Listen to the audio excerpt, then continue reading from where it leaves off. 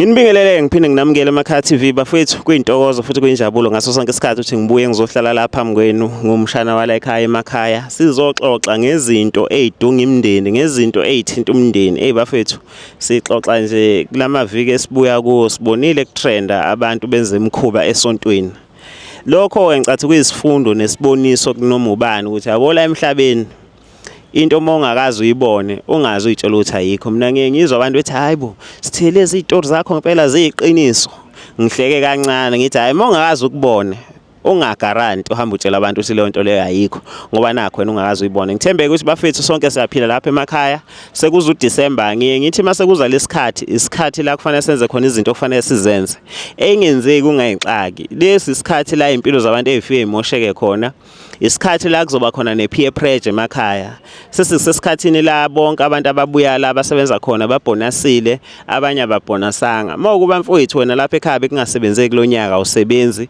noma usebenze kancane lokhu akusisi isikhathi sokuthi size sikuphoqa ukuthi uhambe uyokwenza icrime noma uyotshontsha noma uyobamba inkunzi ngoba wenzela ukuthi ulingane nomfana wamakhelwane ngemali akusisona isikhathi sokuthi mawukuba umfana wamakhelwane wathenga imoto kulonyaka wena usuzothi nami ngifuna ukuthenga imoto uzuyoyixakekisa kanti isidingo besingekho ipressure engathi singayisusa kithi sonke siphila la emhlabeni lesi isikhathi la abantu abayibona be-under pressure yokujabulisa imindeni yabo yokujabulisa abangani babo ikakhulukazi nokuyinto errong noma ukujabulisa izintombi zakhe cha mina ngithi kuwe mfethu manje yenza lokho kufanele kwenzeke mona ingane indlu ingane zakho thengela izingane zakhe izimpahla yenza izinto nje ngendlela eright ufaka imali ekhaya kudliwe ayikho into ejabulisa njengokuthi kini bejabule okunye nokunye sesokubona next year ungaze nje uyifakele ipressure mfethu uzolimala ngiphethe umfethu la osemncane ofundayo la kulezi ndawo zokufunda egcwele eThekwini othe mayengithinta ngasho ngathi inkinga ayikakazi ukuphela kule mizi esiphila kuyo kodwa ke ngizocela ukuthi nizwele ngani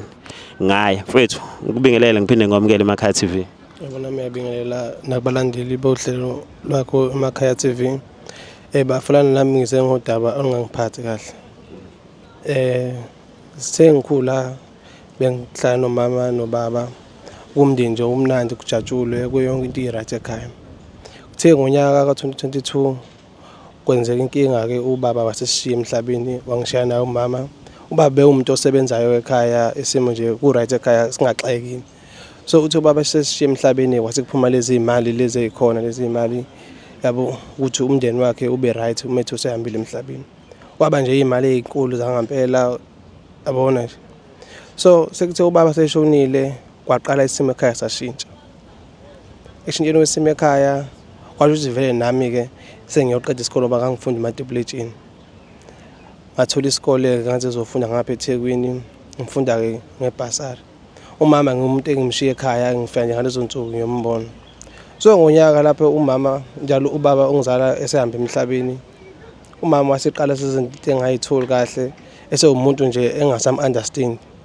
umama waseqala sengena etshwaleni bewumuntu bengakuphuzi nje utshwala bekunyanya kabi even nami ukuthi bangihambe ngayophuza nabangani wayebuya athethe afuna nokungishaya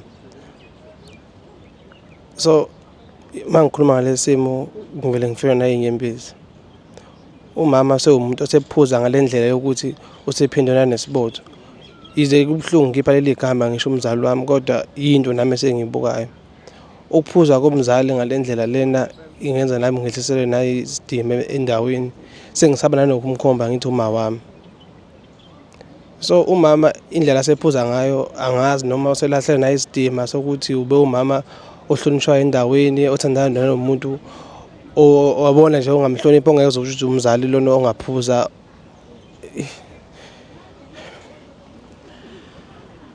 Hayi ungathatha isikhathi sakho bafo hayi angifuni ukuthi mhlambe uze uyithole ususesimo lese okuso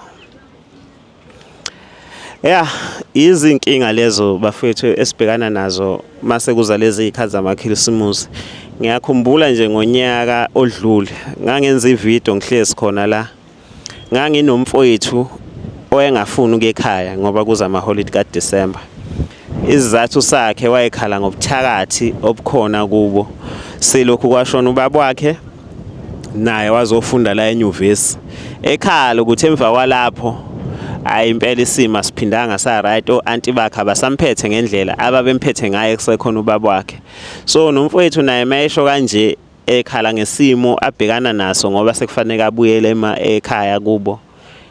Eyi, angazi ngathini. Okay mfethu, umama useyaphuza, umama uselahlekelwe isithunzi sakhe, nawe usuwaziwa mhlawumpe emphakathini njengengane yomama lo odakwayo ngesizathu sokuthi umama wayengaphuzi, kodwa emva kokuthi kushona ubaba umama wamosheka. Bengizokubuza omunye umbuzo kodwa sengiyabona ukuthi imali yokuphuza vele uyithatha emalini othe yaphuma. Ekhaya ngiyakuzwa ukuthi umama imizi ihlukene, ungasemakhaya noma singasashongo ukuthi kuphi.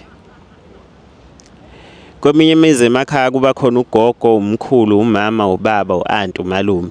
Kweminye izimo sekuhlukana kube khona ubaba nomama nezingane zakhe. I-setup yakini imi kanjani? Kusekhona ubaba nje. Oh, ubaba nomama bathi beshada baphuma bayokhandela umuzi wabo. Kwasho kwabo ukuthi nje la imi nomama nobaba sihlala ndawonye ekhaya elikhulu, siyama ukuthi lapho kunemsebenzi, kunemingcwabo, kunani nani nani. Okay, uNkulunkulu wababusisa ngawo wedwa. Wabe mina ngedwa kuphela. Okay. Mhlawumbe umbukele emakhaya ngabuza ukuthi ukhona ilunga lomndeni osuke wakhuluma nalo, mhlawumbe ugogo noma whoever osekhaya elikhulu noma esayidini lasekhabo ma wakho umalume uthi cha malume, umama lokwashona ubaba akasesisuye umama, usengishintshela, mhlawumbe ngicela ke nibonisane naye. Ngake ngazama ukukhuluma nobaba omncane, ngaphinde futhi ngakhuluma nosisi wakhe omdala. Bathi bezama ukuzokhuluma naye, wathi nje indaba yakhe wabatshela ukuthi yena akafuna umuntu ozomtshela ukuthi aphile kanjani ngoba lokho uhamba indoda yakhe yayimkwazi umcontrol yena sefuna ukuphila impilo ayithandayo. Washo khona ukuthi uxabana nami ukuthi ngithathe indaba zale ekhaya ngiyotshela abantu bangaphandle. Kahle sengimenza inhlekisa, ngibukisa ngaye mina uhlulwa yini ukuthi into enza le ekhaya iphelela ekhaya. Ngabona ukuthi kusho ukuthi umama manje ngiyozama abantu abazofaka usizo uyogcina kwanami sengilahla ngisengenawo umama. Yize umama ngiyamthanda kakhulu. Yabona wona kodwa umndeni enginawo umama ngaphandle kwalaba, kodwa nje umama nje uyena umzali esengisele naye futhi abuye nongibonisa impilo yaphambili, kodwa ngibona ngathi nje sigida ndawonye nje sekuyimi efake ngitshela umama ukuthi mama la ku wrong, mama la kunjani njani. So usisi wakhe bazama ukukhuluma, kwasho ukuthi nje kuyimanje basakhulumisana nje akamfuna abambe khona ngoba wathi ungena indaba zasemzini wakhe. Yeah. Ayi ulukhuni mfethu. Olukhuni. Obuhlungu sikhuluma ngomama esingeke sikwazi nokukhipha amagama thizeni noma simthethise. Kodwa ke khona le ongibhalele yona efonini ukuthi useyayenza. Ngabe yini futhi uyiqale nini? Ngene ngasayidalulanga leyo baba. Umama sewumuntu ke omethi medakiwe abuye nabantu besilisa bezongena emzini kababa, belala ekamereni lababa benze ucansi. Ngikhona endlini, wonke umsindo sobewenza ngisuke ngimuzwa, uyangiphazamisa kakhulu. Sengihleli ngumuntu onolaka, uyabona nje umama uyangihlukumeza kakhulu. So uqala kwakhe ukulala nabantu emzini kababa waqala ngonyaka ka-2023 sengo-December kanje. Nami ngeke ngisho ukuthi uqale ngayiphi inyanga, kodwa ngiqale nokuyibona nami ngivakashile ekhaya sengibuyile esikoleni. Ngithi nami ngizovakashela umama phela ngiyamthanda, ngeke futhi ngihlale eThekwini ngaso sonke isikhathi. So manje ngifikile ekhaya ebusuku nje ngekhathi ngo-12 kanjena ungena nomuntu wesilisa bayacula kumnandi. Ngiyavuka ngifuna ukuzobona ukuthi kanti kwenzakalani, uye baqabulana bayongena ekamereni bavala. Kwangathi nje akangiboni, ngaphindwa nje isithombe. Okay, ngakusekuseni bavuke nalomuntu kube mnandi futhi kungabi nje ngathi khona into wrong. Mangimbuza ke sehambile lo mlisa lona ukuthi kahle sekwenzakalani ekhaya, sekwaphindwa nje umuzi kababa nje sewavela waphenduka nje umuzi ongasaqondi noma sethaveni noma sekuyiphi. Mangimbuza ngalesi masenzayo ukuthi noma kuthiwa uyazizwa ukuthi ufuna umuntu wesilisa, usehlulwa yini yonke into abayenze ngaphandle. Kwaba ukuthi ngithintile, wangithatha wangibhekisa lena wangitshela ngizophinda impilo ayithandayo futhi wangitshela ukuthi mina ngingane anginalo igunya lokumthetha enzini. Wangitshela futhi uma ngiqhubeka ngenza lento ukuthi ngimtshele enzini uzongikhipha emzini wakhe ngiyibonze ngihambe ngiyohlala. Yeah, mbukeli ya kumoya kuyafiwa la esikhona. Ngiyathemba ukuthi lapha emakhaya niyezwa. Ngifisa ukubuza umbuzo owodwa mfethu for wena personal. Mangathi uma wakho uyamazisa umnumzane thizeni ethi ngane yami nangu baba esengihlekisana naye ongiphethe kahle. Ngifisa umamukele ngesilungu kuthiwa i-step father, ngesintu thina siyesithi obaba omncane noma omalume. Ungakwamukela lokho wena uwedwa nje?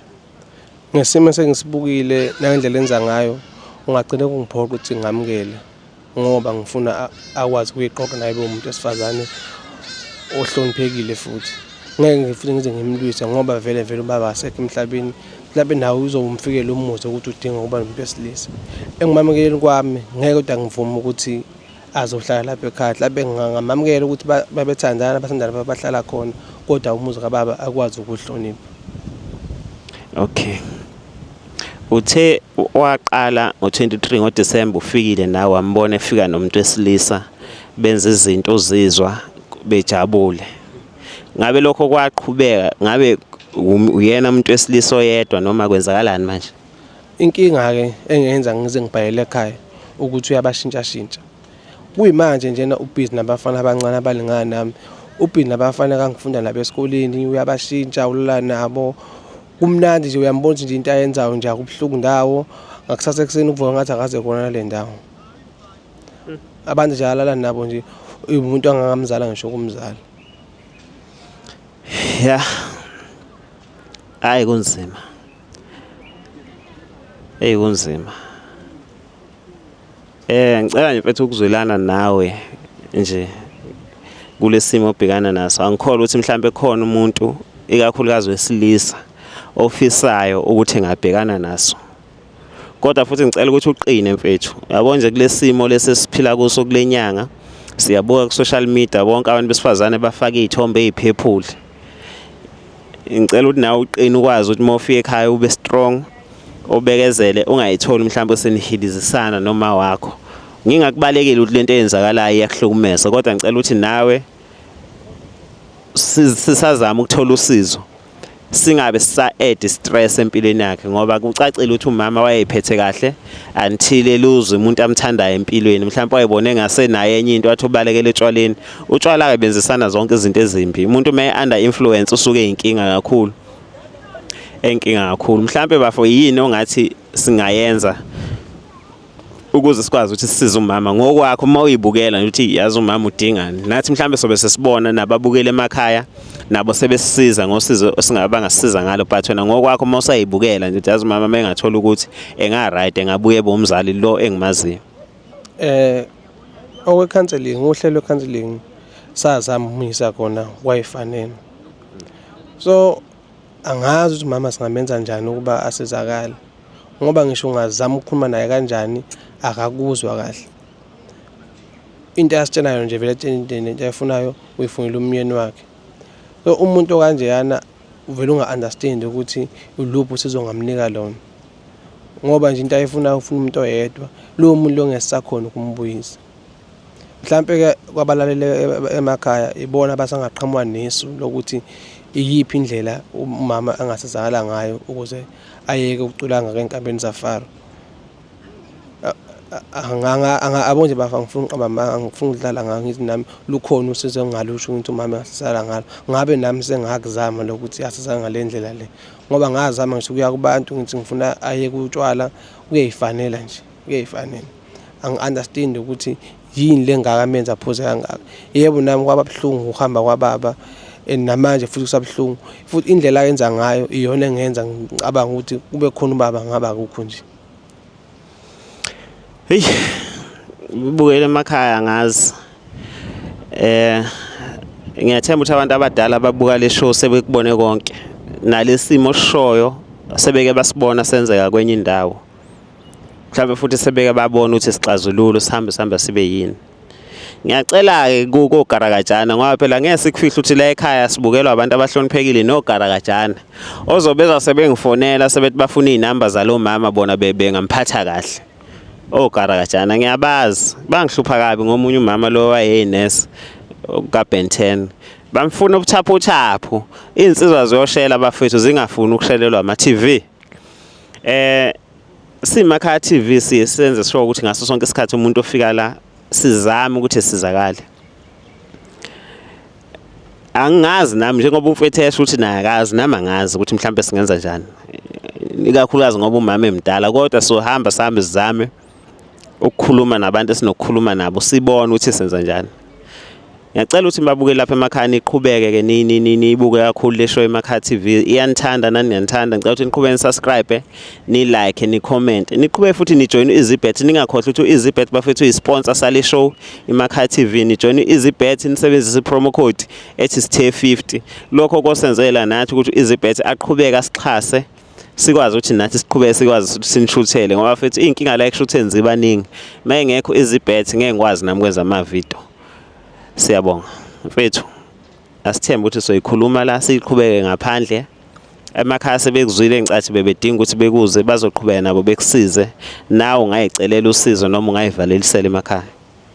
Ngithanda ukubonga ithuba lokuthi babu ungivumele nami ngizodalula inkinga yami. Ngajabula kakhulu mase benginikelela usizo engidingayo. Ngajabula futhi uma wami engasebuyele esimeni umama ohloniphekile, umama othanda ingane yakhe. Ngiyabonga kakhulu bafu. Siyabonga.